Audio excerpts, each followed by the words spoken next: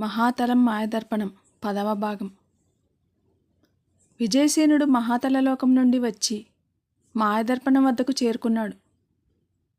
అది చూసిన మంత్రవాదుడు హుటాహుటిన మాయదర్పణం వద్దకు బయలుదేరాడు.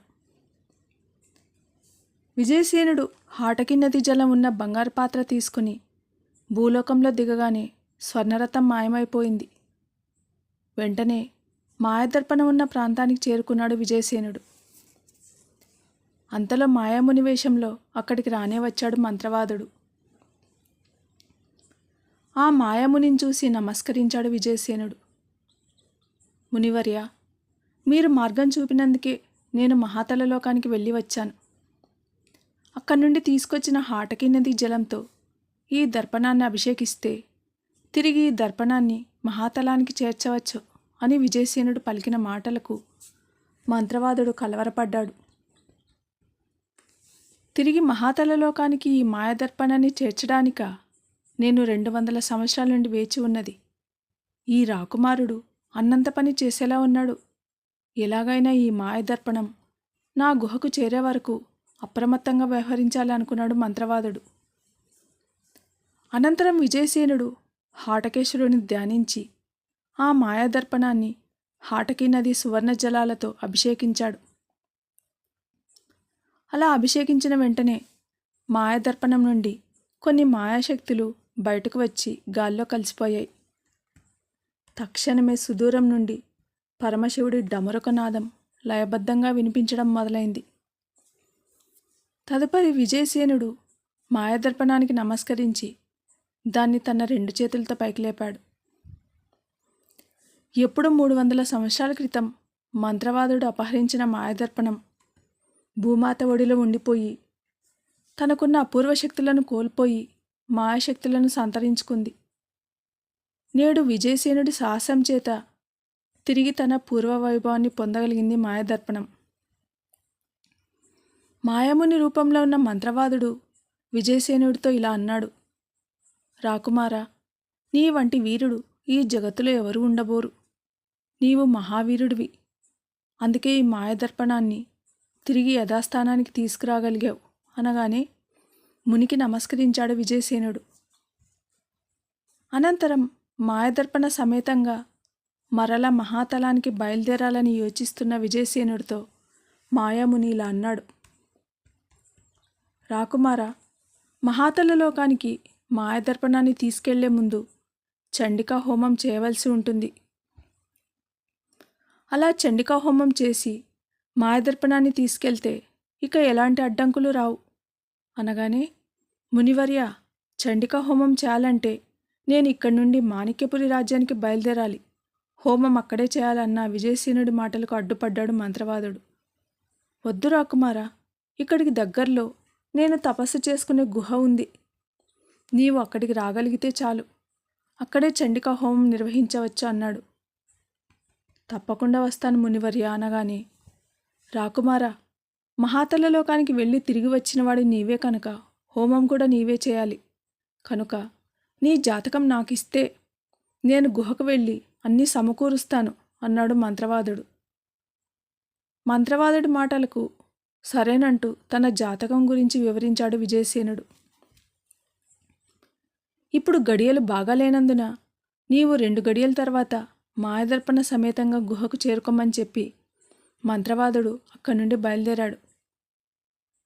గుహకు చేరుకున్న మంత్రవాదుడు విజయసేనుడి జాతకాన్ని పరిశీలించి చూసి గుహ దద్దరిల్లిపోయేలా వికటాట్టహాసం చేయసాగాడు. కూష్మాండా, చంద్రుడి 16 కళలు ఉన్న క్షణాలలో జన్మించిన వ్యక్తి లభించడం అసంభవం అన్నావు కదా. ఆ అసంభవాన్ని సంభవం గావించుకున్నాను. నేను ఇంకో 100 సంవత్సరాలు జీవించే అవకాశం నాకు దక్కబోతోంది అంటూ వికటంగా నవ్వడం మొదలుపెట్టాడు. అంతా చూస్తున్న గుమ్మడికాయ భూతం, నీ చేతిలో బలి కాబోయే ఆల్పుడు ఎవరు అని అడిగింది. ఆ మాటలకు మంత్రవాదుడు ఇంకెవరో కాదు, మహాతలలోకానికి వెళ్ళి మాయదర్పణ రహస్యం కనుగొని మాయదర్పణాన్ని నా గుహకు చేరుస్తున్నవాడే అనగానే ఆ మాటలకు కూష్మాండ గుహ దద్దరిల్లేలా వికటంగా నవ్వసాగింది. అది చూసి కోపోద్రిక్తుడైన మంత్రవాదుడు ఆ గుమ్మడికాయ భూతాన్ని తన మంత్రదండంతో బలంగా కొట్టాడు. ముక్కలై చెక్కలై గుహంతటా చెల్లాచెదురుగా పడిపోయింది గుమ్మడికాయ భూతం. వెంటనే మరలా అతుక్కొని అటు ఇటు ఊగుతూ నవ్వడం మొదలుపెట్టింది. అది చూసిన మంత్రవాదుడు విజయసేనుడు ఇక్కడికి వస్తే ఈ గుమ్మడికాయ భూతంతో ప్రమాదమని తలంచి ఆ గుమ్మడికాయ భూతాన్ని శక్తి కొద్దీ గుహ అవతలకు గిరాటి వేశాడు. అనంతరం తాను మాంత్రికుడనని తెలిపే ఎలాంటి వస్తువులు అక్కడ లేకుండా జాగ్రత్త పడ్డాడు.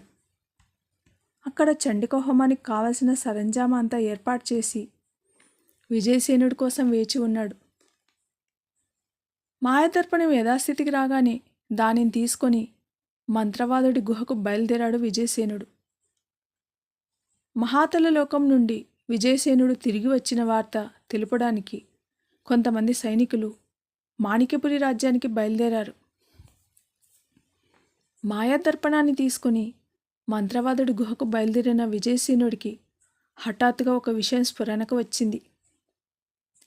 ఎంతగానో బాధపడుతూ ఆ మాయాదర్పణాన్ని తీసుకుని తను కుంభవృష్టి కురిసిన రోజున ఏ శివాలయంలో అయితే తలదాచుకున్నాడో, ఏ శివాలయ ప్రాంగణం నుండి భూమి నుండి బయటకు వెలికి వస్తున్న మాయాదర్పణాన్ని వీక్షించాడో అదే శివాలయానికి మాయాదర్పణ సమేతంగా బయలుదేరాడు.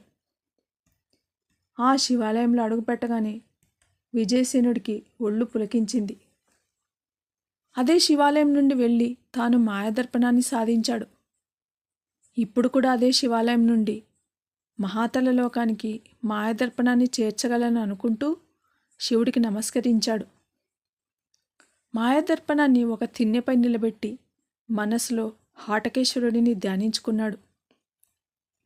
అనంతరం తన మనసులో ఉన్న కోరికను తలుచుకుంటూ తన మనసులో ఎవరిని చూడాలనుకున్నాడో వారిని చూపించమని మాయాదర్పణాన్ని వీక్షించాడు.